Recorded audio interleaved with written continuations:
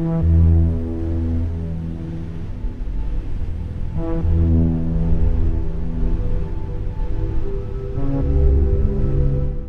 President, I do want to get right to the news of this week. Sure. The terrorism in Boston. Yeah.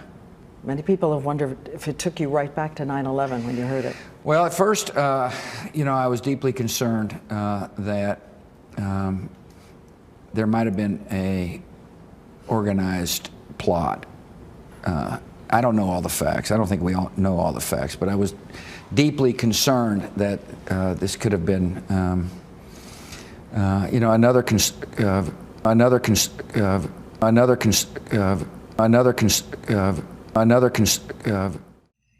is valuable information for those of us who have the responsibility to protect the American people.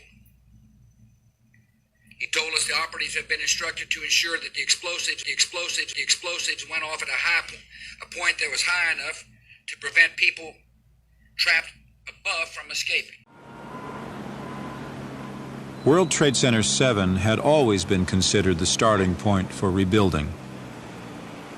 Located north of the slurry wall, 7 had been cleared faster than the rest of the site, and there had been no bodies to recover.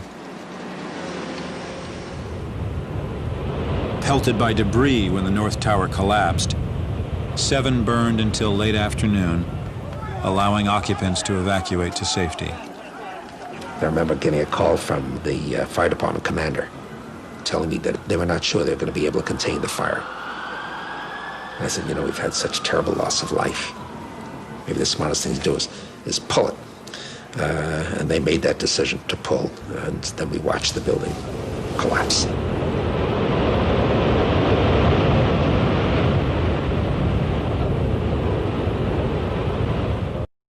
This man made over $5 billion from those buildings' destruction, and I want to know if there was ever a formal investigation into Larry Silverstein, the leaseholder of the World Trade Center complex, and his ties to this entire event.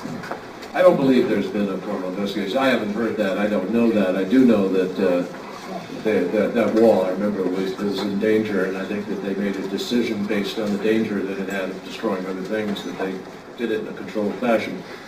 They're thinking about bringing the building down.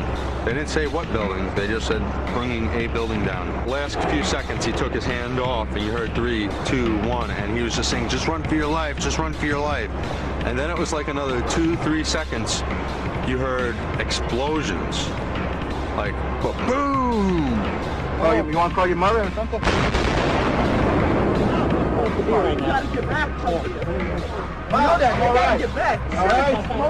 Don't worry about me. This was boom, and like you felt a rumble in the ground, like almost like you wanted to grab onto something.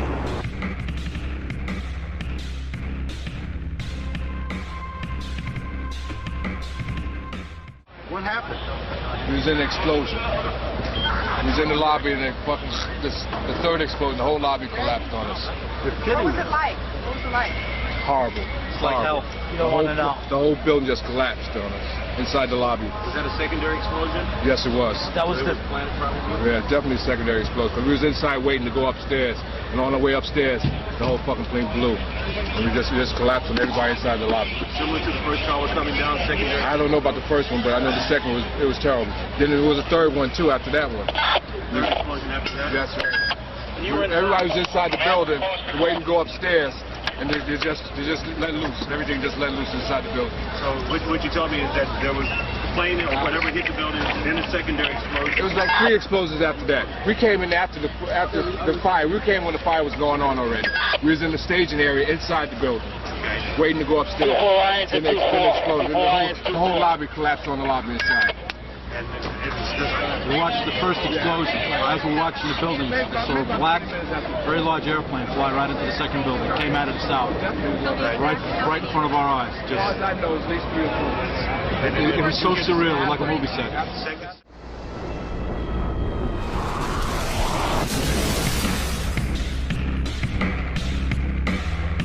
The fire department was sitting here all morning. Yeah, they were sitting right there. I was wondering what they doing.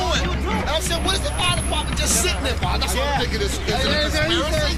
No, it wasn't in the commercial airline. No, that second one wasn't no commercial. No, the second one definitely. The first one I never saw. The second one I saw was big, but it didn't have any markings on it that I saw. No, I didn't see any. The second one, it didn't have, like no camouflage or anything.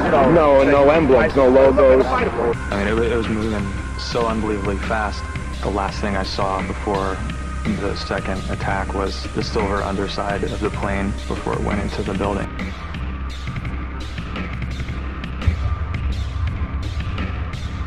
The plane wasn't no airline or anything. It was a twin-engine, big gray plane.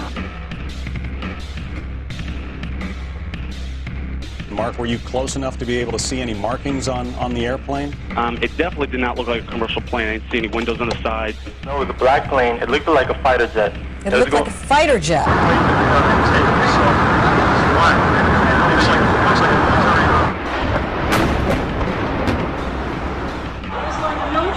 It was a military plane. And it didn't look like a commercial jet. Could be a drone aircraft. That's an aircraft that's guided electronically to its target without having a pilot. Did you actually see the jet itself? Yes. And what type was it? It was gray, to be honest with you. It was gray. It was like a 737. They thought it was a fighter jet coming in to cover the city.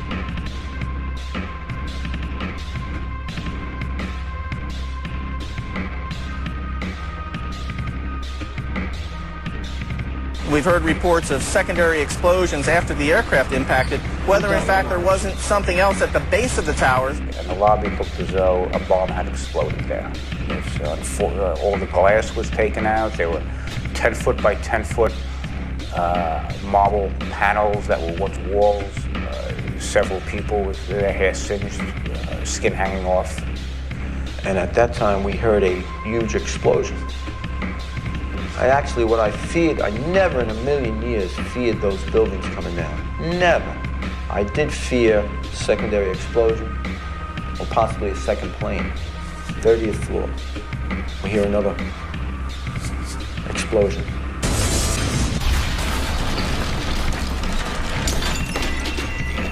I really thought it was maybe the end of the world. There was going to be more planes coming in. There was going to be bombs going off.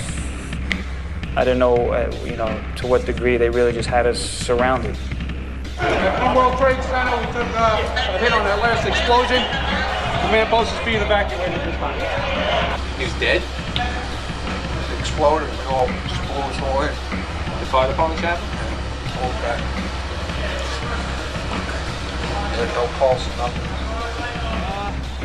Big boom, come down the steps, everything fine until we got to the basement, and then everything just fell in.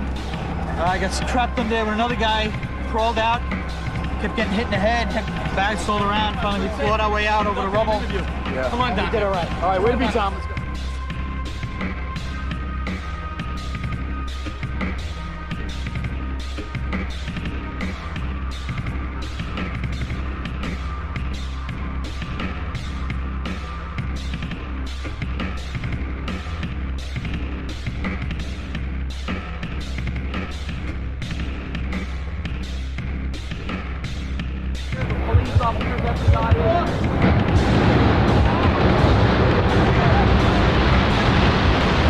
This was clearly, the way the structure is collapsing, this was the result of something that was planned. It's not accidental that the first tower just happened to collapse and then the second tower just happened to collapse in exactly the same way. How they accomplished this, we don't know.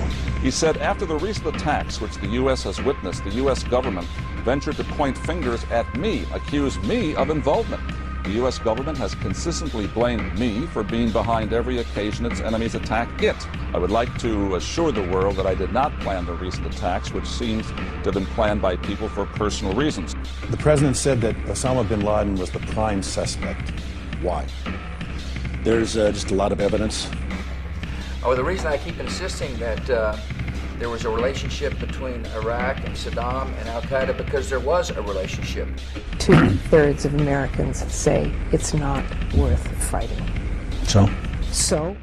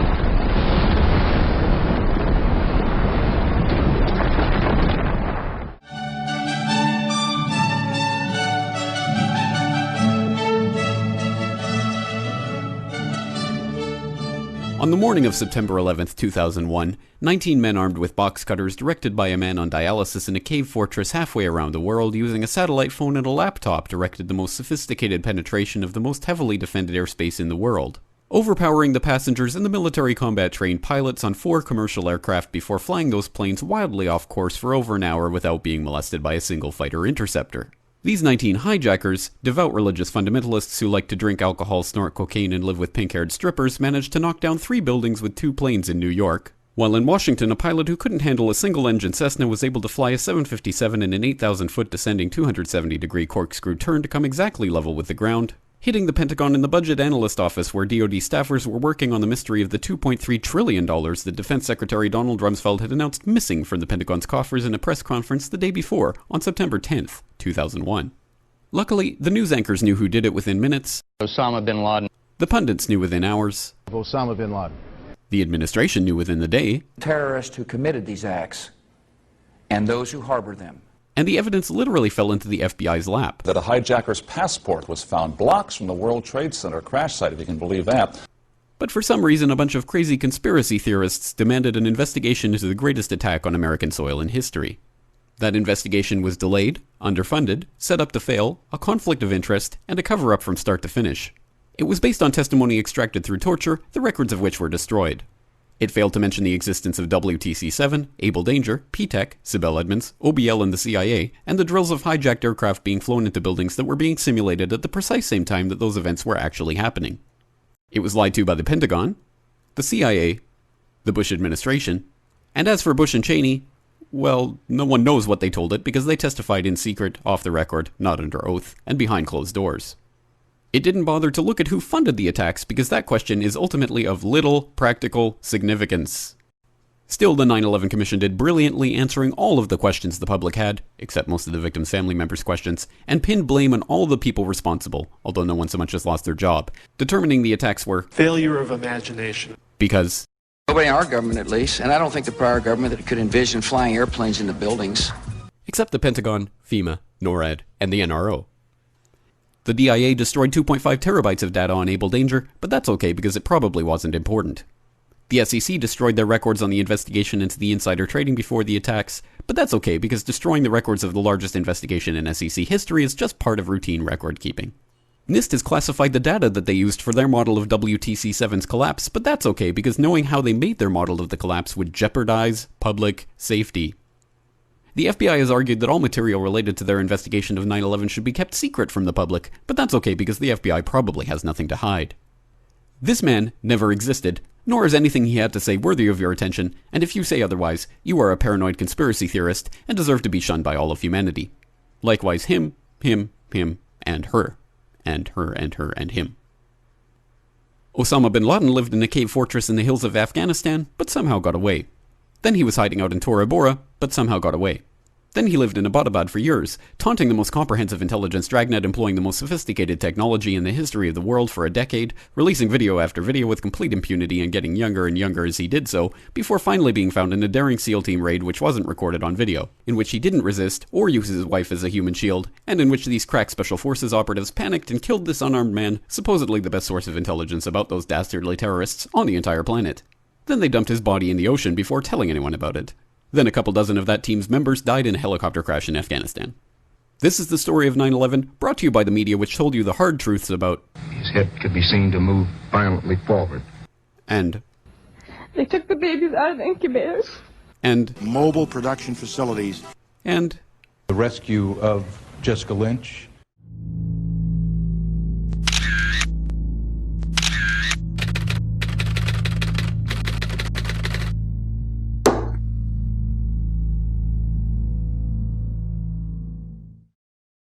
Some evil is just, it can't be explained. Are these people happy? Are they joyous now? Are they celebrating? Oh, absolutely. They're Thank celebrating. God. There's one report, this has not been confirmed, but there's several reports that there was a cell, one of these cells, across the Hudson River.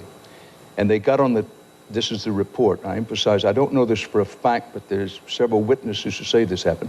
They got on the roof of the building to look across. They knew what was going to happen. Yeah. They were waiting for it to happen, and when it happened, they celebrated. They jumped for joy. In the days after 9/11, while Ground Zero continued to smolder, millions heard Dan Rather and various media outlets repeat vague and unconfirmed reports of arrests that took place that day. These rumors held that Middle Eastern men, presumably Arabs, were arrested in explosive-packed vans in various places around the city on September 11th, and that some had even been photographing and celebrating those events. What most do not realize is that those reports were not mere rumors, and we now have thousands of pages of FBI, CIA, and DOJ reports documenting those arrests. My binoculars, and I could see the towers from my window, and this is where I'm looking, and all of a sudden, down there, I see this van parked, and I see 3 guys on top of the van, and I could see that they were like happy, they didn't look shocked to me, they didn't look shocked. The men were spotted shortly after 8:46 a.m., yet somehow at this early stage, just minutes after the first plane strike on the World Trade Center, they were already positioned in a parking lot in Liberty State Park, taking pictures of the towers and celebrating. They left the scene shortly after being spotted, and at 3:31 p.m. the FBI issued an all-points bulletin advising officers in the greater New York area to be on the lookout for a white 2000 Chevrolet van with Urban Moving Systems sign on back. At 3:56 p.m., the van was spotted traveling eastward on State Route 3 in New Jersey and pulled over by Officer Scott DiCarlo and Sergeant Dennis Ravelli of the East Rutherford Police Department. Inside they found 5 men: Sivan Kurzberg and his brother Paul, Yaron Schmel, Oded Elner, and Omar Marmari. A major terrorist manhunt began, and just 6 hours after the attack, the van was stopped at a roadblock by patrolman Scott DiCarlo. We were asked to detain the van and the passengers. They were just removed from the vehicle, patted down for safety precaution, and detained. 911 call at 410 Park. I think once the FBI arrived, one of them stated that they were on our side, something to that effect. According to the police report of the incident, Sivan Kurzberg told Officer DiCarlo, "We are Israeli. We are not your problem. Your problems are our problems. The Palestinians are the problem." Their official story: they were just Israeli tourists working for a moving company who had heard about the first World Trade Center strike and rushed to get a better view of the events. They told interrogators they were working for Urban Moving, a shipping and storage firm run by an Israeli businessman who often employed Israeli students without work permits.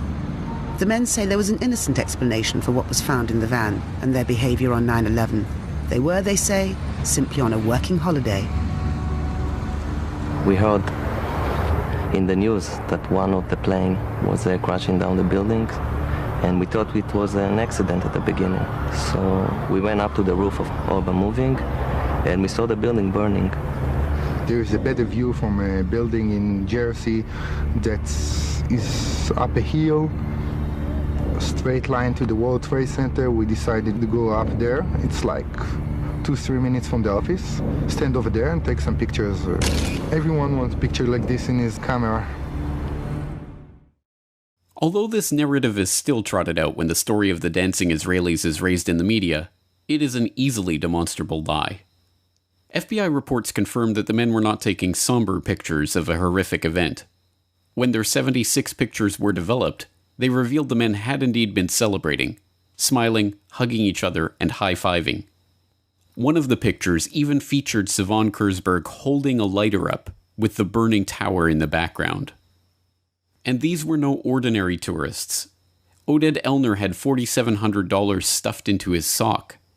They lied to the police about where they had been that morning. They were carrying plane tickets for immediate departure to different places around the globe. The FBI confirmed that 2 of the men had ties to Israeli intelligence and came to suspect that they had indeed been on a mission for the Mossad. And of course, after returning to Israel, Elner claimed on national Israeli TV that they had been sent there to document the event.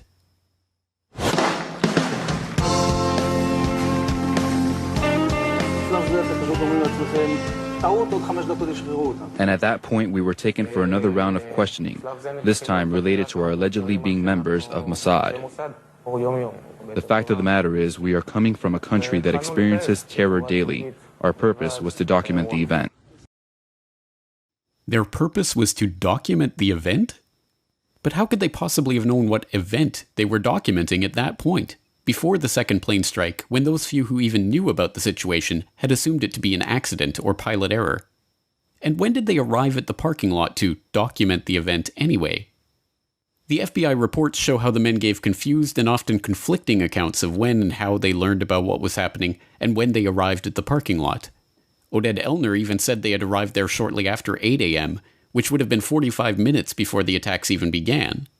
This is in line with one of the eyewitnesses that had placed their urban moving systems van at the parking lot at 8 a.m. How could they have been in place and ready to document the event unless they knew what was about to happen? Any way you cut it, this story is unbelievable.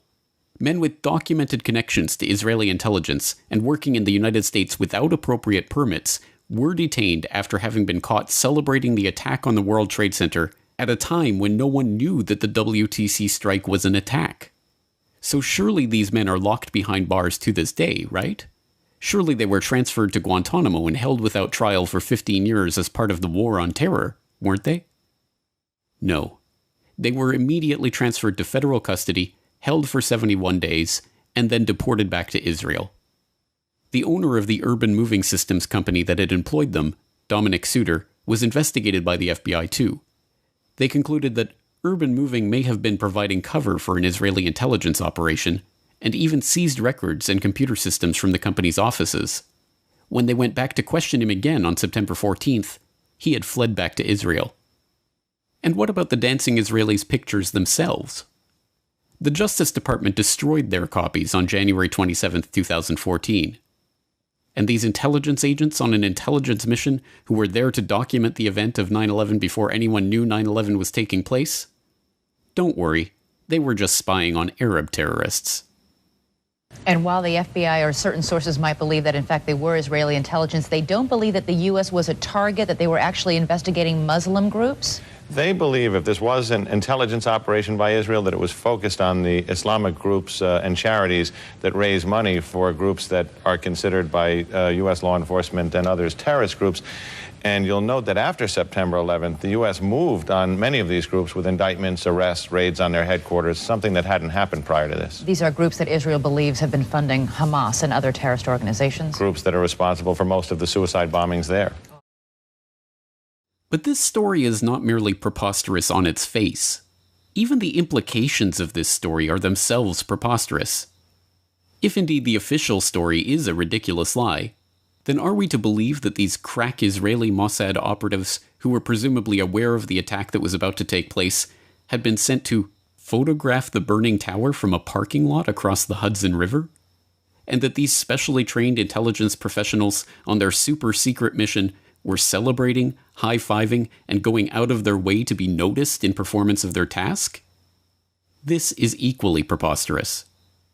The only other possible conclusion is that these men were serving merely as a distraction, that they were not there to photograph for Israeli intelligence one of the most heavily photographed scenes in the world on that morning, but instead to be noticed and arrested as a way to divert attention from a much bigger and more sinister story. So if they were meant to distract from a bigger story, what story could that possibly be? It has been more than 16 years since a civilian working for the Navy was charged with passing secrets to Israel. Jonathan Pollard pled guilty to conspiracy to commit espionage and is serving a life sentence. At first, Israeli leaders claimed Pollard was part of a rogue operation, but later took responsibility for his work. Now, Fox News has learned some U.S. investigators believe that there are Israelis again very much engaged in spying in and on the U.S., who may have known things they didn't tell us before September 11th. Fox News correspondent Carl Cameron has details in the first of a 4-part series. Since September 11th, more than 60 Israelis have been arrested or detained, either under the new Patriot anti-terrorism law or for immigration violations. A handful of active Israeli military were among those detained, according to investigators, who say some of the detainees also failed polygraph questions when asked about alleged surveillance activities against and in the United States. There is no indication that the Israelis were involved in the 9/11 attacks, but investigators suspect that the Israelis may have gathered intelligence about the attacks in advance and not shared it. A highly placed investigator said there are, quote, tie-ins, but when asked for details, he flatly refused to describe them, saying, quote, evidence linking these Israelis to 9/11 is classified. I cannot tell you about evidence that has been gathered. It's classified information. Asked this week about another sprawling investigation and the detention of 60 Israelis since September 11th, the Bush administration treated the questions like hot potatoes. I would just refer you to the Department of Justice with it. I'm not familiar with the report. I'm aware that some Israeli citizens have been detained. With respect to why they are being detained and the other aspects of your question, whether it's because they are in intelligence services or what they were doing, I will defer to the Department of Justice and the FBI to answer that. Beyond the 60 apprehended or detained and many deported since September 11th, another group of 140 Israeli individuals have been arrested and detained in this year in what government documents describe as, quote, an organized intelligence gathering operation designed to, quote, penetrate government facilities. Most of those individuals said they had served in the Israeli military, which is compulsory there, but they also had, most of them, intelligence expertise and either worked for Amdocs or other companies in Israel that specialize in wiretapping. Earlier this week, the Israeli embassy here in Washington denied any spying against or in the United States. Carl, what about this question of advanced knowledge of what was going to happen on 9/11? How clear are investigators that some Israeli agents may have known something? Well, it's very explosive information, obviously, and there's a great deal of evidence that they say they have collected, none of it necessarily conclusive. It's more when they put it all together. A bigger question, they say, is how could they not have known? Almost a direct quote, Brett. The most phenomenal part of this report is not that it was eventually erased from the web by Fox News itself, but that it ever made it to the air at all.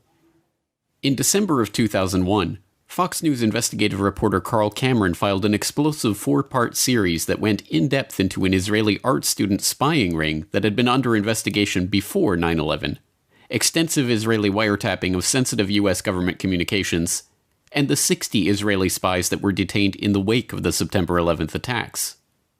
Unsurprisingly, the story was quickly dropped, and no mainstream journalists dared to continue probing into the matter. This is the real story of Israeli spies in 9/11. Not some vague rumors about some dancing Israelis, but an FBI dragnet that swept up the largest foreign spying ring ever caught red-handed on American soil. And although the FBI were convinced that these spies knew about 9/11 in advance, their investigations were stifled and the issue was swept under the rug. Rather than making Israel enemy number one in the war on terror, Israel remains to this day the US's most important ally. And if I'm fortunate enough to be elected president, the United States will reaffirm we have a strong and enduring national interest in Israel's security. In 2001, weeks after the attacks on New York City and on Washington, and frankly, the attacks on all of us, attacks that perpetrated, and they were perpetrated by the Islamic fundamentalists, Mayor Rudy Giuliani visited Israel to show solidarity with terror victims. I sent my plane because I backed the mission for Israel 100%. But perhaps this is understandable. After all, we all remember how Yasser Arafat gloated about 9/11 and said it was good for Palestinians, right? Oh wait, that wasn't Yasser Arafat. It was Benjamin Netanyahu. The Israeli newspaper Ma'ariv has reported Israel's former Prime Minister Benjamin Netanyahu has publicly said the September 11th attacks have been good for Israel. Netanyahu said, quote, "We're benefiting from one thing, and that is the attack on the Twin Towers and Pentagon and the American struggle in Iraq." My name is Donald Trump, and I'm a big fan of Israel.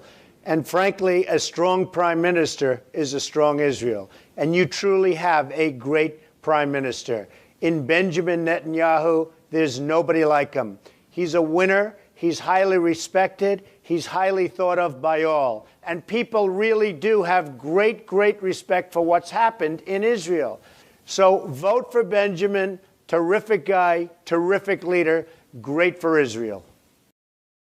Given that the ultimate consequence of 9/11 was the beginning of a now 15-year-long struggle to transform the Middle East, a struggle that the neocons that went on to populate the Bush administration had been openly advocating since the clean break policy paper in the mid-1990s, it isn't hard to see how the September 11th attacks were indeed a boon for Israel.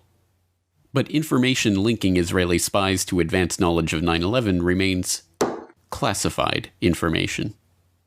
In a world of true justice, the dancing Israelis and other Israeli spies with insider advanced knowledge of the 9/11 attacks who openly celebrated those attacks would be the targets of the war on terror, not its beneficiaries.